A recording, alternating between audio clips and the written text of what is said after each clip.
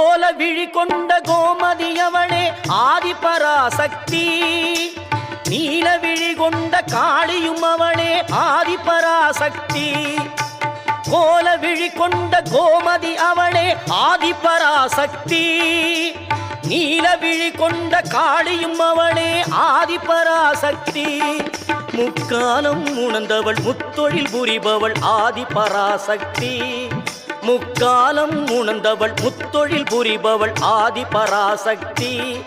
திரிசூலமும் தாங்கிடும் சுந்தரி அவளே ஆதிபராசக்தி.